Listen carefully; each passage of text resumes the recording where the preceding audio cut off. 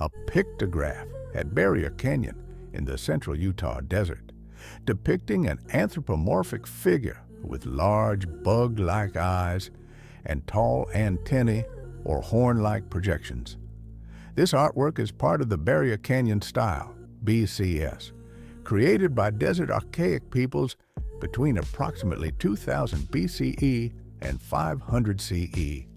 Rendered in red ochre on sandstone, the figure exhibits an elongated, ghostly form with extended arms and intricate fingers, suggesting motion or ritual significance.